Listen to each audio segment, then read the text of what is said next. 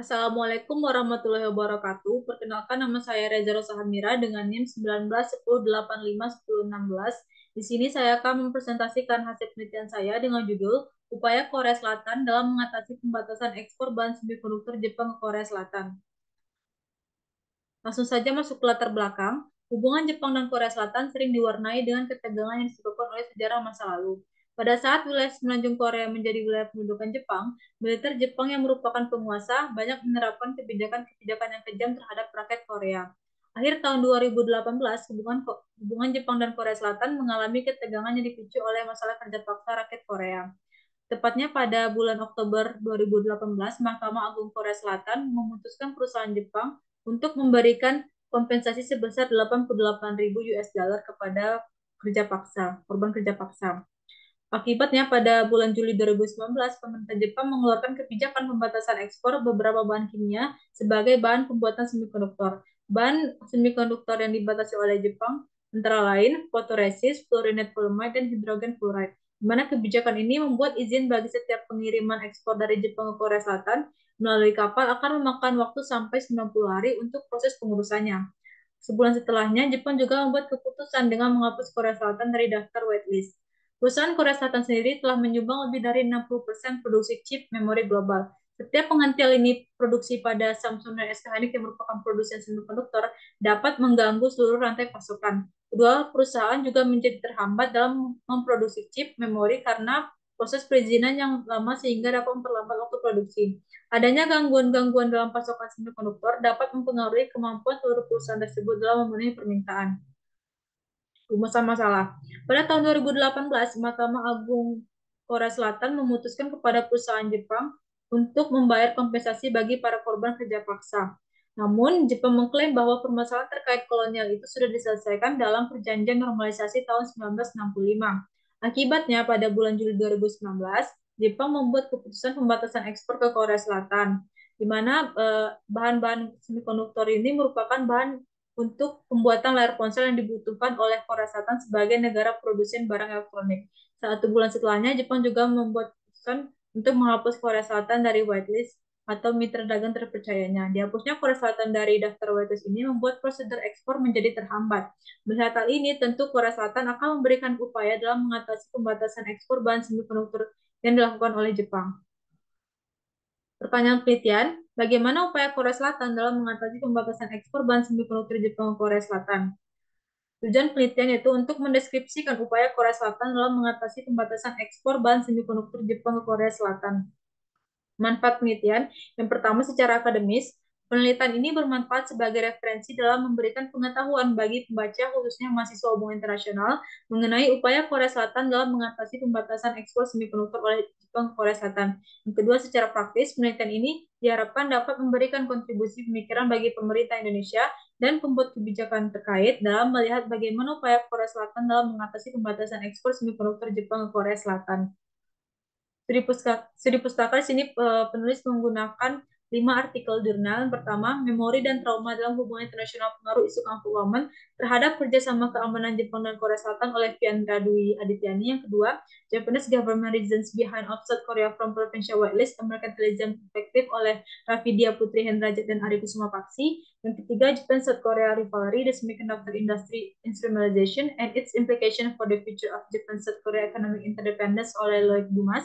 Yang keempat, Japan-South Korea Relation Downward Spiral oleh Alexandra Sakaki. Dan yang kelima, ada kepentingan Jepang membatasi bahan baku semikonduktor ke Korea Selatan oleh Lukruk Nurbaiti.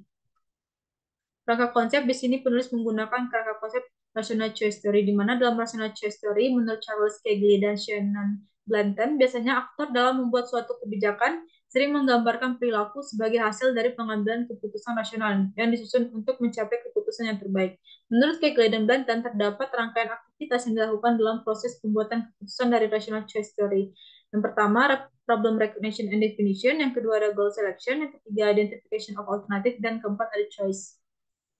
Metode penelitian di sini penulis menggunakan metode penelitian kualitatif dengan jenis penelitian descriptive analysis. Batasan penelitiannya dari tahun 2018 sampai tahun 2020.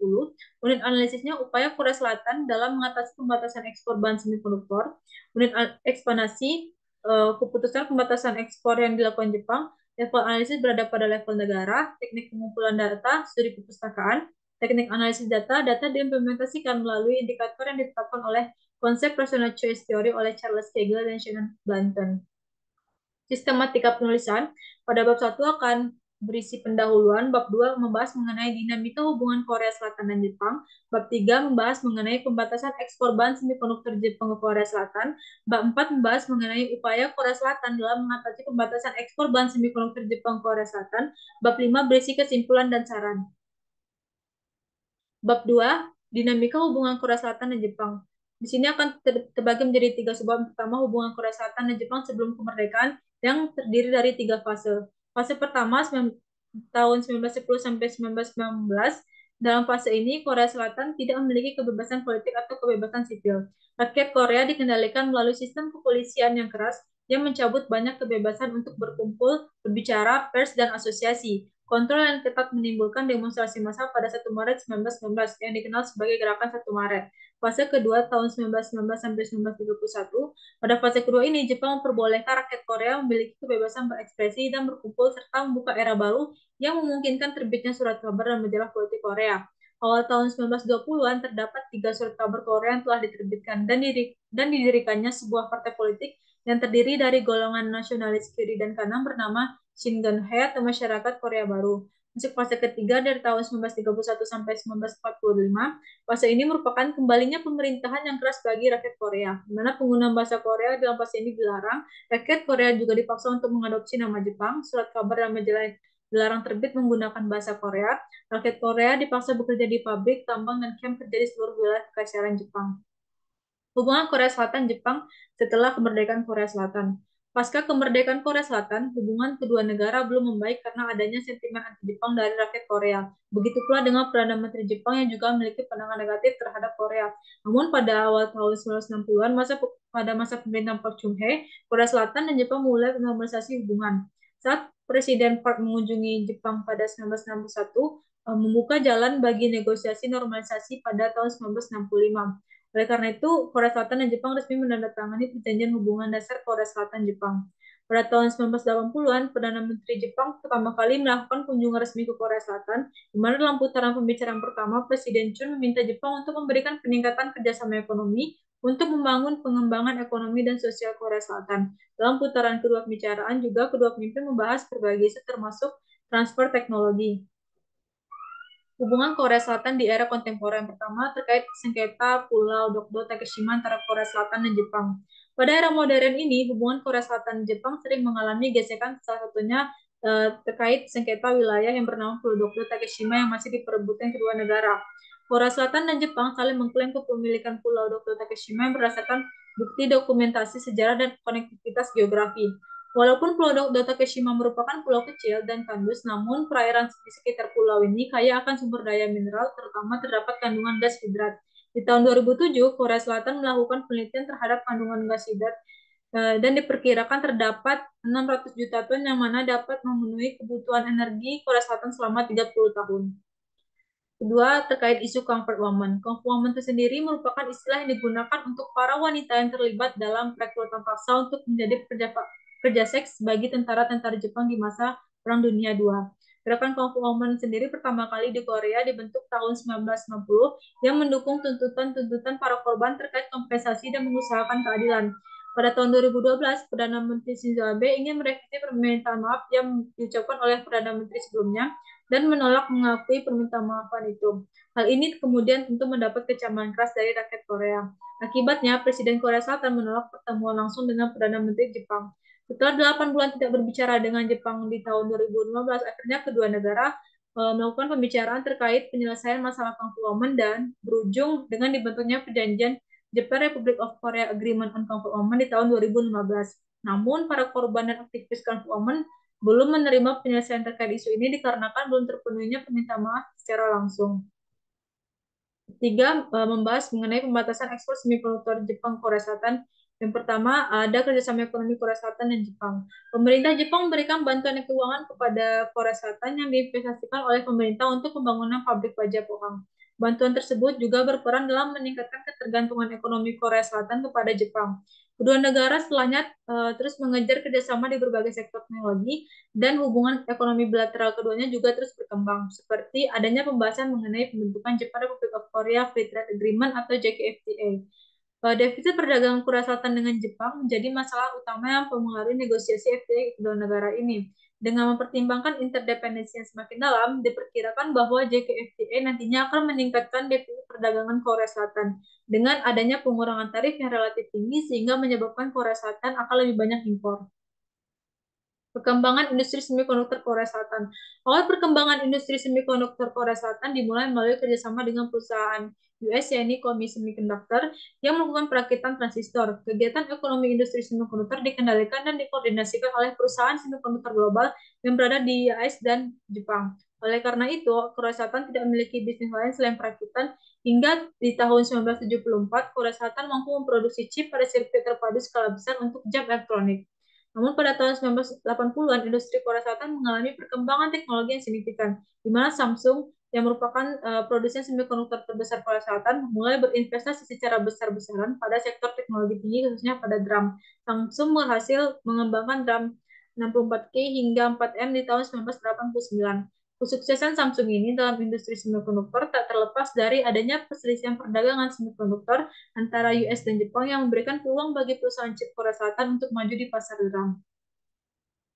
Pembatasan ekspor bahan semikonduktor Jepang ke Korea Selatan. Di tahun 2019, pemerintahan Jepang mengeluarkan kebijakan pembatasan ekspor pada bahan semikonduktor ke Korea Selatan. Jepang menerapkan kebijakan pembatasan ekspor bahan-bahan kimia kepada Korea Selatan. Sebagai salah satu produsen semikonduktor terbesar di dunia, Korea Selatan membutuhkan bahan kimia untuk diproduksi menjadi semikonduktor berupa chip, memori, dan layar ponsel. Kebijakan ini membuat proses perizinan bagi setiap pengiriman ekspor ke Korea Selatan akan memakan waktu maksimal hingga 90 hari untuk proses pengurusannya, sehingga dapat memperlambat proses pengiriman pada bahan baku. Hal tersebut akan mempersulit Korea Selatan karena ketergantungan Korea Selatan pada bahan baku semikonduktor Jepang lebih dari 90%. Sebulan setelahnya, Jepang juga membuat keputusan untuk mengeluarkan Korea Selatan dari whitelist. Masuk untuk pada bab 4, ini mengenai upaya Korea Selatan dalam mengatasi pembatasan ekspor bahan semikonduktor Jepang ke Korea Selatan. Di sini penulis juga mengimplementasikannya dengan konsep rational choice theory. Yang pertama, Korea Selatan mengidentifikasi permasalahan pembatasan ekspor Jepang. Korea Selatan dan Jepang selalu memiliki hubungan yang kurang baik. Perselisihan mengenai sejarah selalu merusak hubungan bilateral mereka. Ketika Kementerian Perdagangan Jepang mengeluarkan keputusan terkait pembatasan ekspor 3 bahan kimia yang dibutuhkan Korea Selatan dalam produksi produk berteknologi tinggi seperti semikonduktor, keputusan Jepang untuk melakukan kontrol ekspor ini dilakukan setelah adanya putusan Mahkamah Agung Korea Selatan yang meminta perusahaan Jepang untuk memberikan kompensasi sebesar 88.000 kepada korban kerja paksa di masa pendudukan Jepang. Namun, menurut pemerintah Jepang sendiri, keputusan tersebut diambil terkait alasan keamanan nasional sebagai bentuk pengawasan ekspor guna menjaga ketat transfer teknologi tertentu yang digunakan dalam bidang militer. Pemerintah Jepang mengklaim bahwa bahan semikonduktor itu diekspor ulang ke Korea Utara untuk digunakan dalam kepentingan militer dalam pembuatan senjata pemusnah massal. Korea Selatan membantah tegas pernyataan Jepang tersebut. Namun, sebulan setelahnya Jepang juga menghapus Korea Selatan dari whitelist dan dihapusnya Korea Selatan ini membuat Jepang mengharuskan lebih banyak persetujuan ekspor. Penentuan tujuan kebutuhan Korea Selatan. Pertama, ada hambatan ekspor semikonduktor Korea Selatan. Jepang masing-masing mengontrol 70% pasokan hidrogen fluoride, 92% pasokan fotoresis, dan 94% pasokan fluorinate polyamide untuk pasokan global. Keputusan pembatasan ekspor bahan semikonduktor yang dikeluarkan Jepang ini memberikan pengaruh bagi ekspor semikonduktor ke Korea Selatan. Dengan adanya penurunan jumlah ekspor semikonduktor ke Korea Selatan di tahun 2019 sekitar 93,9 miliar US dollar, di mana di tahun 2018 sebelumnya jumlah ekspor semikonduktor Korea Selatan ini menyentuh angka 126,71 miliar US dollar, di mana penurunan jumlah ekspor ini dapat dilihat sebagai adanya dampak keputusan pembatasan ekspor semikonduktor. Dalam hal rantai pasokan semikonduktor, perusahaan Jepang menguasai 75% pasar bahan kimia UV photoresist dunia, di mana teknologi UV ini sangat penting untuk chip memori terbaru yang akan dikembangkan oleh Samsung dan SK Hynix, di mana setiap penghentian limit produksi Samsung dan SK Hynix dapat mengganggu seluruh rantai pasokan. Kedua, ada mengenai penghentian perjanjian Gisomia. Dikarenakan keputusan Jepang memberlakukan pembatasan ekspor ini didasarkan pada kekhawatiran keamanan, juga membawa Korea Selatan untuk bereaksi dan berencana untuk mengakhiri perjanjian Gesomia pada 23 Agustus 2019. Pemerintah Korea Selatan menyimpulkan bahwa perjanjian Gesomia bukan termasuk kepentingan terbaik Korea Selatan. Keputusan Korea Selatan ini diumumkan sebelum batas waktu jatuh tempo masa perpanjangan, karena perjanjian ini harus diperbarui setiap tahunnya. Korea Selatan dan Jepang telah menandatangani Fakta Gesomnia sejak tahun 2016 sebagai upaya bagi kedua negara untuk bertukar informasi militer mengenai ancaman nuklir dan rudal Korea Utara. Alternatif keputusan Korea Selatan. Pertama, Korea Selatan mendiversifikasi pasokan lain. Untuk mendapatkan pasokan pengganti dari Jepang, Korea Selatan mencari alternatif ke negara lain. Pada permasalahan terkait bahan baku semikonduktor berupa fotoresis, Korea Selatan mendapatkan pasokan lain dari Belgia. Impor fotoresis dari Belgia sendiri tumbuh menjadi 4,59 juta US dollar setelah adanya pembatasan ekspor. Sedangkan pada bahan hidrogen fluoride, Korea Selatan mengimpornya dari Tiongkok. Setelah Jepang membatasi ekspor bahan semikonduktor, pada tahun 2020, total impor hidrogen fluoride dari Tiongkok mencapai 75%. Alternatif kedua Korea Selatan yaitu mengadakan dialog di WTO. Sebagai langkah awal dalam penyelesaian perselisihan dalam WTO, Korea Selatan meminta konsultasi bilateral dengan Jepang dan mengupayakan diakhirinya pembatasan ekspor. Kedua negara mengadakan dialog mengenai berbagai isu kontroversial termasuk kerja paksa rakyat Korea. Namun, keduanya gagal mencapai kemajuan karena adanya perbedaan pendapat mengenai pembatasan ekspor. Pada Juni 2020, Korea Selatan kembali memutuskan untuk melanjutkan proses penyelesaian perselisihan mengenai kontrol ekspor Jepang ke WTO. Pihak Korea Selatan menyatakan pemerintah Jepang belum menunjukkan komitmennya dalam menyelesaikan masalah sehingga pembicaraan untuk penyelesaian masalah sebelumnya tidak mengalami kemajuan. Korea Selatan juga akan meminta pembentukan panel WTO untuk memutuskan perselisihan ini. Dalam pertemuan dengan WTO, Korea Selatan mempermasalahkan hambatan ekspor dan peningkatan biaya atas ketiga bahan semikonduktor. Alternatif yang ketiga itu Korea Selatan melokalisasi produk dalam negeri. Pemerintah Korea Selatan telah mengalokasikan dana sekitar 1,74 miliar US dollar dalam mendukung pertumbuhan industri material, suku cadang, dan peralatan. Tujuannya untuk mendorong produksi bahan dan peralatan lokal guna menstabilkan pasokan. Dalam mendiversifikasi pasokan, Korea Selatan telah berhasil melokalisasi tiga bahan semikonduktor yang dikontrol ekspornya oleh Jepang. Solbrand yang merupakan perusahaan kimia Korea Selatan telah meningkatkan produksinya untuk memenuhi permintaan hidrogen fluoride dengan kemurnian tinggi yang dibutuhkan oleh perusahaan semikonduktor Korea Selatan. Pada bahan fotoresis, bahan bakunya telah diproduksi oleh perusahaan dalam negeri seperti Dongjin Semiconductor dan telah digunakan oleh Samsung Electronics. Color Industry sendiri telah menyelesaikan perkembangannya dengan memproduksi fluorinated polyamide secara massal untuk dipasok ke industri semikonduktor Korea Selatan, di mana keberhasilan lokalisasi pada bahan-bahan ini disebabkan oleh adanya kerjasama antara perusahaan yang masuk bahan, peralatan, dan suku cadang dengan industri semikonduktor. Keempat, upaya Korea Selatan dalam mengatasi pembatasan ekspor Jepang. Di sini Korea Selatan memilih untuk menggunakan sumber bahan baku dalam negeri. Dalam mengatasi kekurangan pasokan pada bahan semikonduktor yang dikontrol oleh Jepang, Korea Selatan memilih untuk menggunakan bahan baku semikonduktor yang dikembangkan di dalam negeri. Perusahaan-perusahaan dalam negeri seperti Solbrand, Dongjin Semiconductor, dan Color Industry mampu menghasilkan bahan baku dengan kualitas yang sama dengan bahan baku dari Jepang. Upaya yang diambil Korea Selatan ini dalam lokalisasi bahan-bahan semikonduktor dilakukan agar Korea Selatan dapat mengurangi ketergantungan mereka dengan produk-produk Jepang. Perselisihan perdagangan yang terjadi antara kedua negara ini membuat Korea Selatan rentan terhadap gangguan pasokan dari Jepang.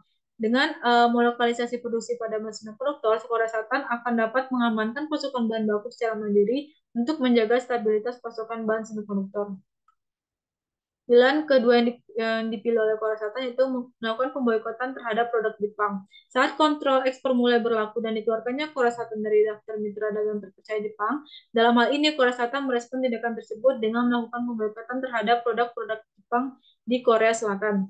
Dalam melakukan aksi boikot, masyarakat Korea Selatan menggunakan hashtag boycott Japan di berbagai situs sosial media dengan menyertakan gambar No Japan yang mana huruf O menggunakan ikon matahari terbit merah Jepang. Adanya aksi pemboikotan yang dilakukan oleh rakyat Korea sebagai bentuk respon terhadap keputusan Jepang ini berpengaruh pada penurunan penjualan mobil, bir, pakaian yang diekspor dari Jepang. Dalam bidang pariwisata sendiri juga mengalami dampak penurunan wisatawan karena Korea Selatan yang berkunjung ke Jepang sedikit. Masuk ke bab terakhir ini berisi kesimpulan. Pemerintah Jepang telah mengeluarkan keputusan terkait pembatasan ekspor pada tiga bahan semikonduktor ke Korea Selatan. Ketiga bahan tersebut dibutuhkan Korea Selatan sebagai bahan pembuat semikonduktor. Dikarenakan Korea Selatan merupakan salah satu produsen semikonduktor terbesar di dunia, sehingga pembatasan ekspor yang dilakukan Jepang ini memberikan dampak bagi industri-industri Korea Selatan. Dalam hal ini, Korea Selatan berupaya untuk mengatasi kontrol ekspor bahan semikonduktor Jepang. Dalam penelitian ini, penulis melihat bagaimana upaya Korea Selatan dalam mengatasi pembatasan ekspor semikonduktor Jepang Korea Selatan ini dianalisis menggunakan kerangka konsep personal choice theory menurut Charles Kegley dan Shannon Blanton. Dalam konsep ini terdapat 4 variabel dalam proses pembuatan keputusan, yaitu problem recognition and definition, kedua goal selection, ketiga identification of alternative, dan keempat choice. Sebagai produsen semikonduktor, Korea Selatan membutuhkan bahan baku pembuat semikonduktor untuk kebutuhan industri-industrinya. Dengan adanya pembatasan ekspor bahan semikonduktor Jepang ini mendorong Korea Selatan berupaya untuk mengatasi pembatasan ekspor bahan semikonduktor Jepang. Terkait dengan penelitian selanjutnya, disarankan untuk melihat bagaimana keefektivitasan upaya yang telah dilakukan Korea Selatan dalam mengatasi permasalahan pembatasan ekspor bahan semikonduktor Jepang Korea Selatan, sehingga penelitian yang dihasilkan nantinya akan lebih variatif, solutif, ekspansif, dan diharapkan mampu menjadi karya ilmiah yang praktis. Baiklah, itu saja yang dapat saya presentasikan untuk hari ini. Jika ada salah dan kurang, saya mohon maaf. Saya akhiri dengan wassalamualaikum warahmatullahi wabarakatuh.